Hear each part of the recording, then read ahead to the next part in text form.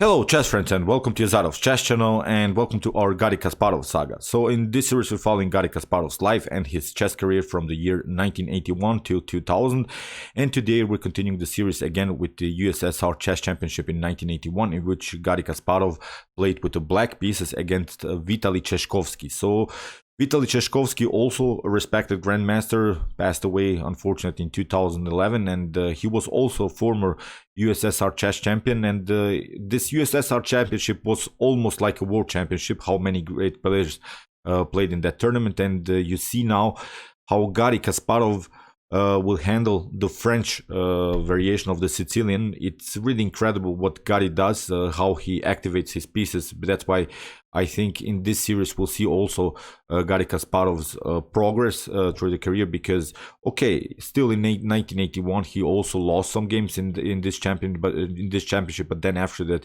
he improved his opening preparations. He really played more dynamic games, and here you see how he handled this Sicilian with the black pieces, with this French variation, with this common Taimanov system. It's really a great opening. If you have troubles to play against e4, you can also check it out. So let's see the game. We have here e4 by Tseshkovsky, c5 by Garry, the knight to f3, e6, the French variation of the Sicilian. Very important idea is of course to crack the position with the move d5. Here in the game d4, c takes d, knight takes d4. So far d5 is an inaccuracy, because then you could face some problems with an isolated pawn, also with the knight activity. If you, for instance, take out with the queen, then knight to c3 will follow. So here in the game, the most common way that's played, of course, here by Garry Kasparov, is the move knight to c6, and now knight to c3. We have d6, which is now similar to the chevening system. The idea of this setup is of course to have this flexible pawn structure. Whatever happens in the center, for instance a move like e5, we can pass through with the move d5. We can also force a d5 move for ourselves in order, as I said, to finally make a breakthrough. Here g3 was played by Tseshkovsky, and now knight to f6. We have bishop to g2, bishop to d7, and now a castling played by Tseshkovsky. So a potential knight to maybe knight to b5 idea is not so dangerous, because you can cover with queen to b8. If bishop to f4 happens, then I think you can play even e5 if you like, but knight to e5 is also perfectly fine. If your opponent tries something like bishop to g5 in order to maybe create a double pawn structure, then I think a6 is perfectly fine. If bishop takes f6, then we can take this one, a takes b5, after bishop takes e5, d takes e5, and okay, we have now two double pawns. But believe me, this is a good pawn structure for the bishops. First of all, what we should recognize in this particular line is that this knight is out of game. The knight doesn't have good squares, so we still have opportunities to make progress with the move b4. This bishop is blocked out, so this bishop is blocked out by its own pawn on e4, so both of this bishop will find a way to activate themselves, and I believe this is, as I said, a perfect position for the bishops. The b4 move cannot be prevented. Even if you play something like a3, I think we can crack the position immediately with the move b4. A takes b, bishop takes b4, and now you see this bishop is attacking, is creating the spin. We can include maybe another attacker like rook to c1 and try really to create more pressure against this knight on c3. So you see, you shouldn't be scared about these ideas, immediate ideas, to have these troubles around the square d6. This d6 square is so far perfectly fine. In the game, castling played by Tseshkovsky, and now bishop to e7, which seems like a passive setup. Here you see we don't like, of course, this bishop's activity, but believe me, Garry Kasparov will find a way to activate this bishop pair. He was really a great player when it comes to creating dynamics out of nothing. So here a4 played by Tseshkovsky. The idea behind this move is to prevent a potential a6 b5. If you have played many times maybe the Najdorf chevening system, it's similar. You're trying maybe to make progress here with a6 b5, getting some attacks against this knight on c3. So far a4 sort of a prophylactic move by Tseshkovsky. We have castling played by Kasparov, and now knight to e2. The idea behind this move, knight to e2, is to get this reloading system. If knight takes d4 happens, then we can again recapture with the knight, get again a very centralized knight, because it's so far it's dangerous now for for black to crack the position immediately with the move e5, then you weaken your d5 square. So this is also a very nice idea here by Tseshkovsky. But now Garry Kasparov plays a natural move, rook to c8, and we have now c3. If you try, for instance, d5, I've analyzed also this line. Garry Kasparov didn't play this move immediately, but d5 is a risky move in these setups. It seems like a good idea because if e takes d5 happens, then we can capture with the knight or with the pawn. And I'm not sure if white would have taken this knight on d5 because you don't want to give up this very nice light square bishop for a knight.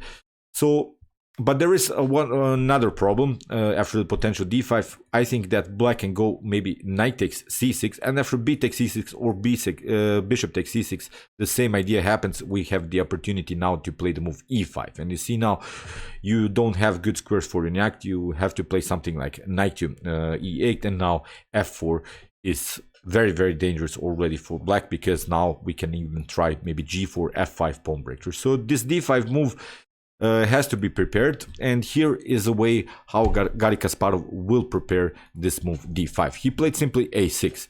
The idea behind this move a6 is to play the move queen to c7, then you're not vulnerable to your opponent's attacks, maybe here like knight to b5, and then d5 is a possibility because then e5 wouldn't be so powerful as the queen covers this very important square. So here h3. The idea now behind this move of Tseshkovsky is to maybe get here some kind of f4 pawn breakthrough. If you play f4 immediately, then you risk some maybe knight to g4, knight to e3 ideas, maybe with the support of queen to b6.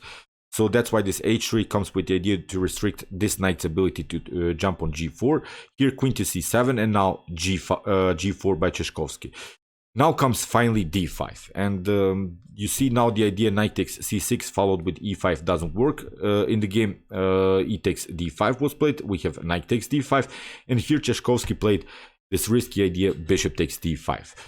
After e takes d5, Garry Kasparov has now this isolated pawn weakness, but Tseshkovsky doesn't have anymore the bishop pair. Tseshkovsky has some troubles here on light squares in front of the king, so there are now clear targets how Garry Kasparov should attack this. And here in the game, knight to f4 was played by Tseshkovsky.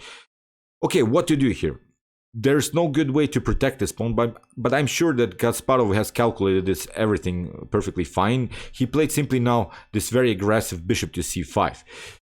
If you take, this wasn't played in the game, but if you take knight takes d5, then you basically activate black's pieces immediately. Black will have a perfect attack. Queen to e5 is here the possibility. You have to retreat with this knight, as you want, of course, to protect this one. And here it was, of course, a triple attack on this knight on d4. So that's why knight to e2 would be sort of a forced line. But now bishop to e6. And again, after knight to f4, you see we have rook to d8, and suddenly all of these pieces are very active. The queen is centralized. The bishops are aiming on perfect diagonals. We have perfect files for the rooks, d and c file. This knight on c6 will also find a way into the game. So it's really a perfect harmony of pieces, although down a pawn. But I'm not seeing a good way how white should counterplay. Maybe with queen to c2 here, I guess. But now you see bishop to c4. Every move, every next move can really be a beautiful attacking move. After potential b3, we can simply take.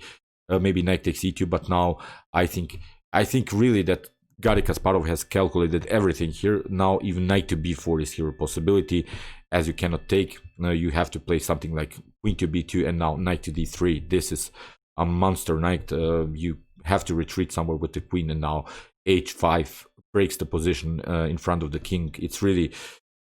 there's no good way how to protect this. This knight is out of game. You cannot play knight to g3. Queen takes g3 will follow because this bishop is aiming. So, as I said, taking the pawn here on d5 is not an option. It was a tricky idea here by Kasparov, but Tseshkovsky didn't fall for this. He played simply knight to b3. The problem now about this move knight to b3 is that so far, let's go back. This knight on d4 was cemented. It was perfectly protected. But now after knight to b3, the knight is a little bit loose on the board. That's very important, you see, in the continuation of the game, because the queen is a little bit stuck to the defense of this knight on b3. It's a very important thing. Memorize this because it will have some problems, this knight on b3. In the game, Kasparov tried bishop to a7, again leaving this pawn on d5. It's not the problem. Again, if knight takes d5 happens, then we have a very powerful move. Queen to g3. You see, you cannot take. King to h1 and queen to h3 wins the game immediately. So that's why here Tseshkovsky tried queen takes d5, but it doesn't help you so much as Garry Kasparov played this very, very tricky idea. Bishop to e6. After knight takes e6, f takes e6, and here Tseshkovsky retreated, queen to e4. But the tricky part is if you take queen takes e6, then it's a losing game immediately. Incredible position here by Kasparov, what kind of an attack he created. After king to h8, what to do here? Again, we have this threat to play queen to g3. Bishop to e3 is not an option, as you can get maybe here this rook to e8 idea. If you try, for instance, like something like king to g2, then again rook to e8, queen to c4, and now comes a very, very tricky move. Bishop takes f2. After rook takes f2, rook takes f2, king takes, and now queen to h2. You have only this square f3 and f1. If f3, king to f3 happens, then you get to fork on e5. If you get on f1, then you lose simply this pawn. We can activate the rook. I think that white is going to be checkmated immediately. So that's why after the move, you see f takes e6, queen to e4 was played, but now Garry Kasparov plays a monster move. Rook takes f2. Everything perfect, perfect calculation here. After king rook to f2, we have again queen to g3, the double attack. You have to cover with the queen. Okay, here maybe it is a possibility to play king to h1, but again we can play simply first queen takes h3, then here bishop takes f2 here, and we can activate this rook. If you cover with the bishop to f4, then queen to g4 followed with e5. I think also wins the game immediately for black. So that's why after the move queen to g3, queen to g2 was played, but now comes the fun part. Bishop takes f2. You have to play with your king. You cannot take with the queen or with the king. That's the funny part of this. Here king to f1 was played, and now Garry Kasparov played a very tricky move, queen to e5. What to do here? If you take with the king, then again you get some tricky ideas like rook to f8. You have to go with your king to g1, then queen to e1. If you go to h2, then rook to f2 wins the game immediately. If you cover with the queen, of course, then you lose the queen. So what Tseshkovsky did here, instead of this idea to take the bishop, he played simply bishop takes f4, which seems like a nice defensive idea, because after queen takes f4, now we don't risk this rook to come on the f file. And here Tseshkovsky thought that he has solved all of these tactical problems with the move queen takes f2, but now you see the knight on b3, as I mentioned in the beginning, queen to c4.